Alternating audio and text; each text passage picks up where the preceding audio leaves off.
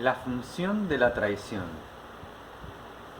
Los testimonios védicos y todos los posteriores nos enseñan que desde el comienzo de la historia de la India los reyes han ocupado un lugar inferior a la casta de los brahmanes. Durante el periodo védico y la subsiguiente época feudal representada en el Mahabharata, procedían principalmente de los clanes guerreros, las familias de la casta Kshatriya. Pero después de la desintegración de la sociedad feudal en siglos 7 y 6 a.C., cuando la fuerza de los Kshatriya arios se vio muy disminuida como resultado de incesantes guerras intestinas y su poderío de la India septentrional fue quebrantado, sobrevino la Edad Oscura que hemos descrito, durante la cual llegaron al poder hombres de diversa procedencia, tanto descendientes de algunas familias reales que sobrevivían a la época prearia, como soldados de fortuna de origen inferior. Sabemos, por ejemplo, que Chandragupta era adherente a un credo no védico de los Jaina, cuyas raíces se remontan hasta las creencias prearias de la India noroccidental, nunca totalmente desarraigadas por los brahmanes. Y muchos de los fundadores de nuestras dinastías no eran, al parecer, otra cosa que bandidos. Los documentos brahmánicos lamentan, en términos que no ofrecen lugar a dudas, que en nuestra nueva época de desórdenes, aventureros del más bajo origen ocuparon los tronos reales, y que hubieron reyes que no defendían a los brahmanes, ni a la religión aria, ni siquiera el estilo de vida ario. La realeza había perdido el esplendor del pasado védico, cuando los gobernantes apoyaban prodigiamente a la casta sacerdotal y a su vez recibían el reflejo de la aprobación ortodoxa. Pero la realeza carecía también de la gloria que habían tenido en días aún más remotos, en el periodo mítico, preario, dravídico, cuando los clanes reales del país pretendían descender de los dioses y se decía que eran la dinastía solar o la dinastía lunar. En la nueva, miserable, oscura y mala época llamada Kali Yuga, la última y la peor de las 4 edades del mundo presente del ciclo temporal, la realeza había asumido los rasgos vulgares del despotismo común. Todo lo que había tenido de dignidad espiritual ahora lo había perdido. El poder solo estaba en manos de los fuertes, los astutos, los osados y los temerarios, es decir, de los capaces de inspirar codicia y temor. Bueno, como ahora. En la India pseudo-feudal, la debilidad de la clase dominante derivaba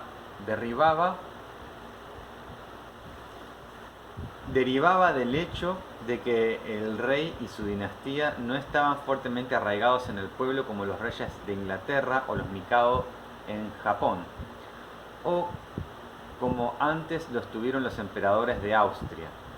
El principio de la realeza en sí, como institución, nunca fue cuestionado. Era un ingrediente irrecusable del plan divino de la creación para parte integrante del orden social como las leyes morales y las religiosas, el sistema de castas y la tradición y la tradicional secuencia de las 4 etapas de la vida. La institución misma estaba de acuerdo con el Dharma y su función consistía en servirle de instrumento. El rey debía supervisar a la humanidad y cuidar que todos cumplieran con los deberes ordenados y las tareas de su vida según las principales ortodoxas para cada casta, edad y sexo. Pero, aunque el principio mismo así era incuestionable como la ley básica, pues la noción de la república democrática y gobernada por sí misma estaba simplemente fuera de su círculo de ideas, el individuo o la familia, que de hecho desempeñaban el papel real, podían ser derrocados por un rival, y a pocos les hubiera importado que así lo fuera. Algún rey vecino de igual jerarquía podía invadir el reino, o algún advenedizo aventurero apoderarse del trono, o acaso el canciller, harto del títere de la corona, cuyos hilos manejaba, decidía tomar por su cuenta los símbolos de poder que ya venía en gran parte controlando. A nadie le importaba si ello ocurría, salvo al afectado personalmente por el colapso dinástico. La población se aferraba tan solo a la institución, y así el rey individual, lo mismo que el león real ante otros animales de presa de selva, tenían que cuidarse por sí solos, como los emperadores militares de Roma en la época de la decadencia, o los déspotas de Bizancio, o a lo largo de toda su dramática historia. Los reyes indios tenían que estar constantemente alerta en previsión de ataques desde adentro y desde afuera, confiando sobre todo en su fuerza militar, su valor personal y su astucia.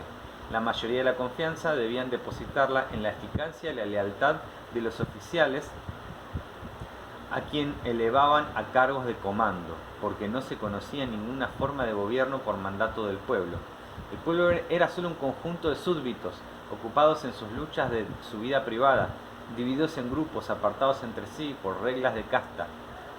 Sus diversas confesiones religiosas y los tabúes raciales de variado origen, tabúes contra el casamiento de personas pertenecientes a diferentes castas, y aún contra el mero contacto, porque hasta cierto punto, de una u otra manera, los miembros de diferentes castas eran casi todos mutuamente intocables.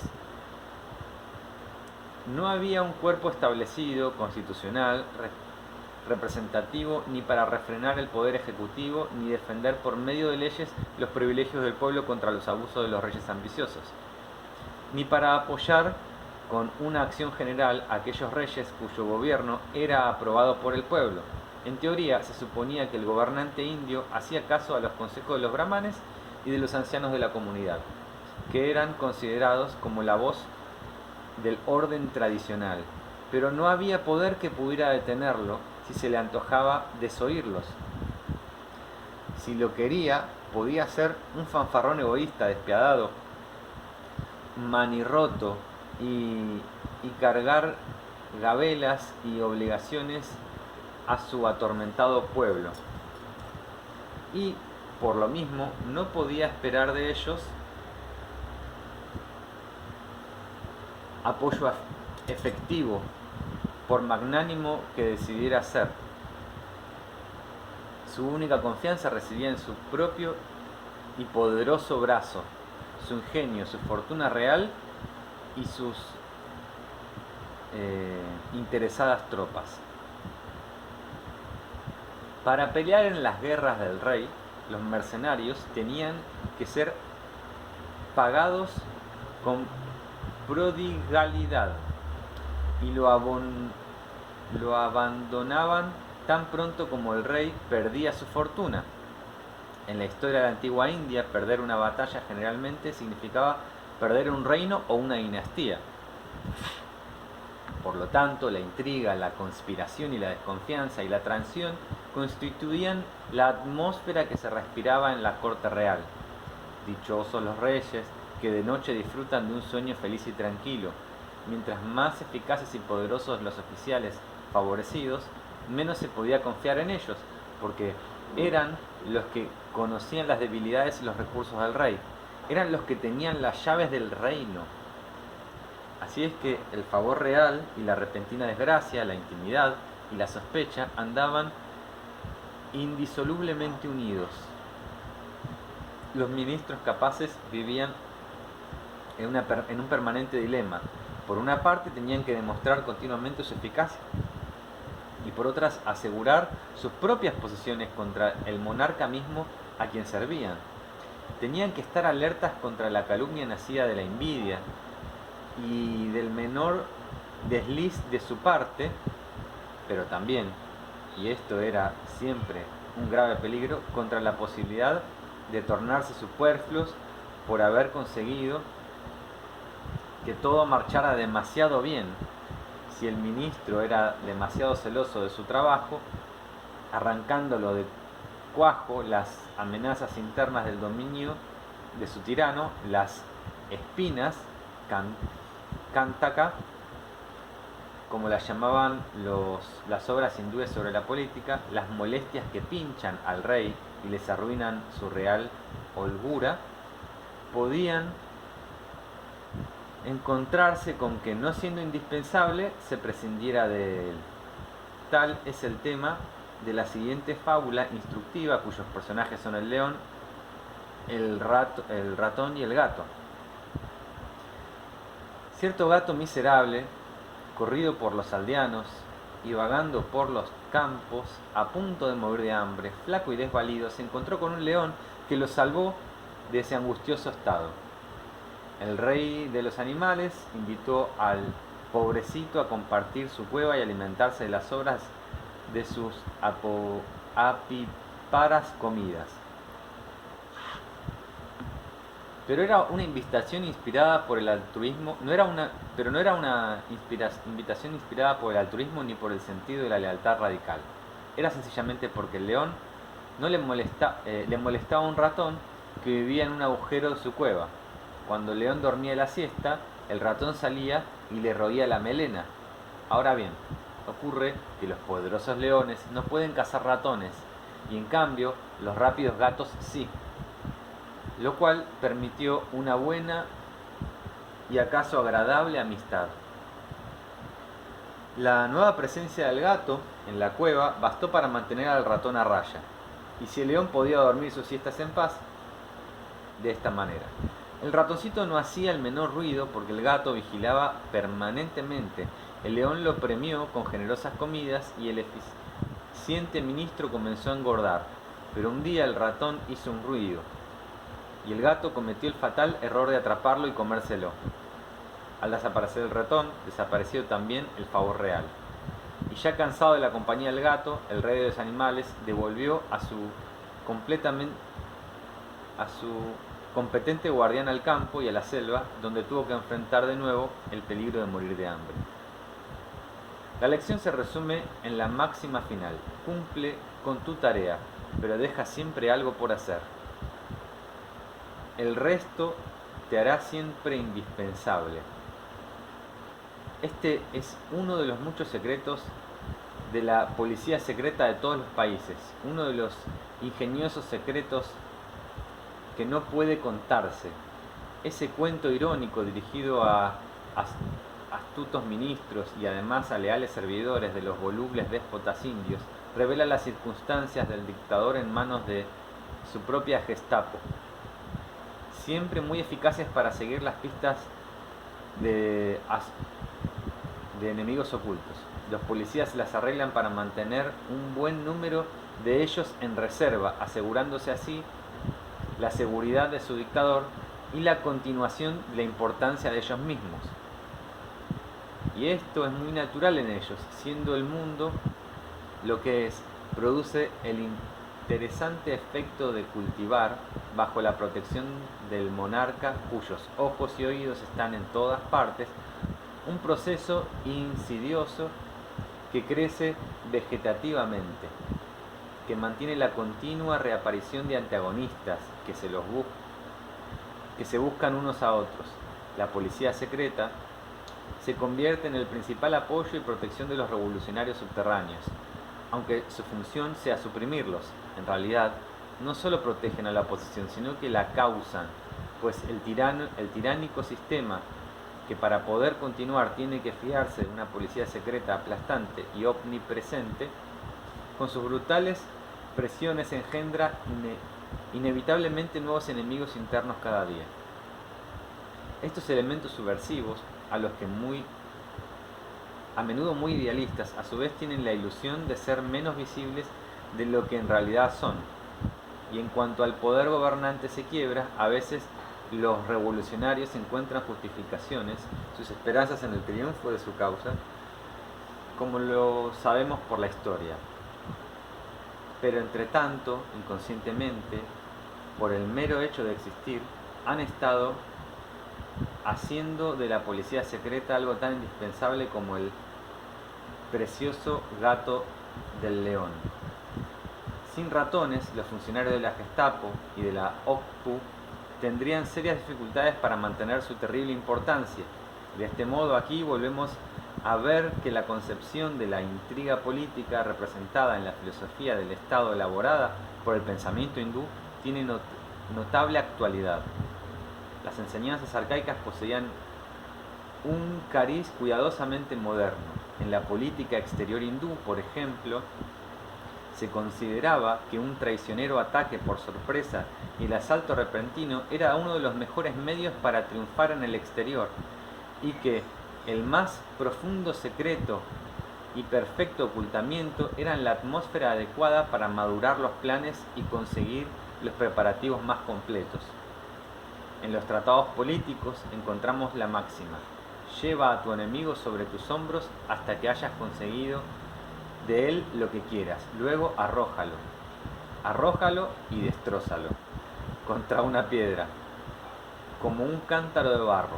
O bien, quien quiera que buscando su propio provecho quiera aplastar a otro, tiene que proceder cautelosamente y deliberadamente. Cuando levanta una mano, listo para golpear a su enemigo, debe hablarle de manera amistosa. Podría ser Nomura en las conversaciones que preludian a Pearl Harbor. Aún más suavemente debe dirigirse a él al darle el golpe mortal. Podría ser Ursul, y cuando le ha cortado la cabeza a su enemigo, debe compadecerse y llorarlo. Los documentos de la historia india contienen muchos ejemplos de las prácticas que ha tenido éxito al seguir esta máxima. Entre otros, se cuenta que un príncipe salía de la capital en solemne marcha con su ejército a dar la bienvenida a su anciano padre, quien volvía coronado por la victoria después de vencer a un poderoso vecino cuyas posesiones se había apoderado. En la llanura surgió una improvisada ciudad de vistosas tiendas de campaña para dar comodidades al vencedor tras las penurias de su campaña, y se erguió un gran edificio triunfal en el que debían celebrar su victoria, pero mientras el rey descansaba bajo las enormes vigas y su obediente hijo, rodeado de su propia guardia fuertemente armada, pasaba revista a un gran contingente de elefantes de guerra, la imponente construcción se vino abajo y el padre con todos sus acompañantes quedó enterrado entre las ruinas.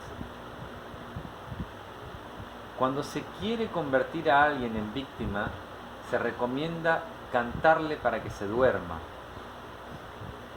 No solo como política interior, en la corte del déspota o de los cónclaves de los grupos o partidos cuyos miembros son rivales que quieren eliminarse recíprocamente, sino también en la política exterior, donde constituye un arma sin par.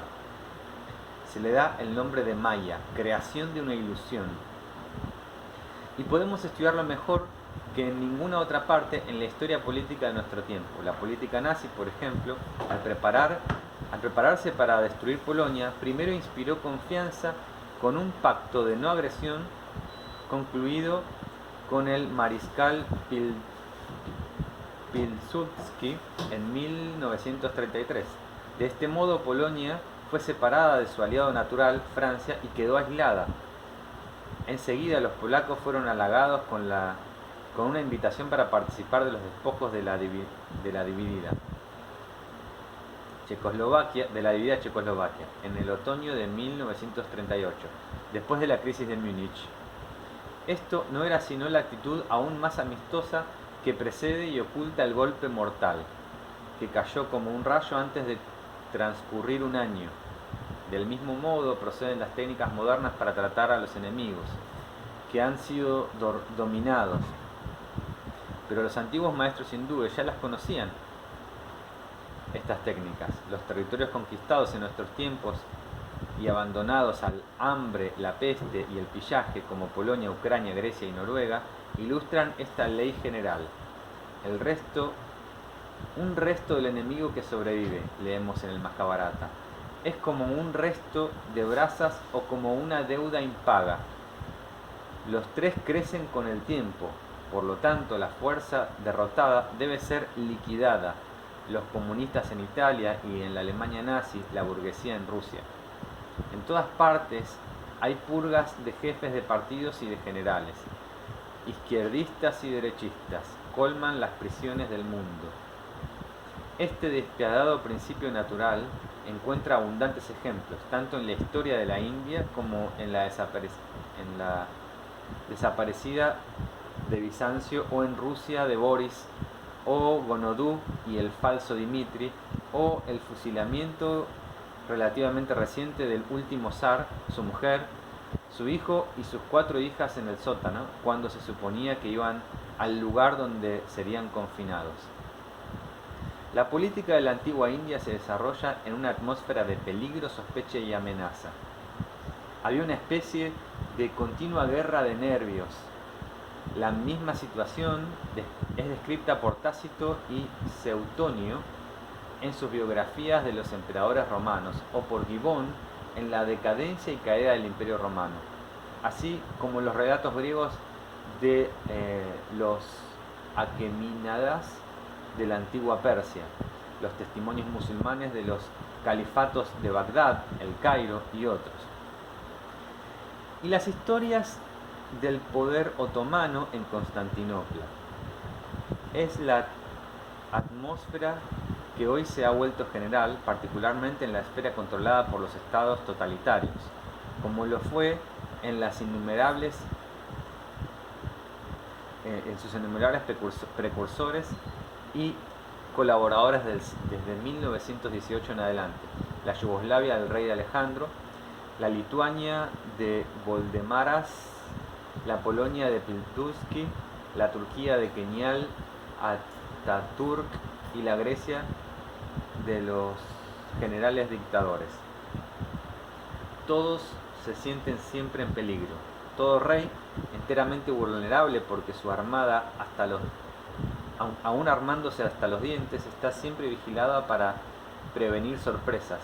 Nadie domina totalmente ninguna situación durante ningún periodo. Cambios repentinos acarrean muertes y desgracias, intrigas y homicidios desde adentro, intrigas y agresiones desde afuera, amenaza de sorpresa, derrocan a los fuertes, golpes directos y aplastantes aniquilamientos a los débiles, maya, fratricidio, veneno y puñal están a la orden del día.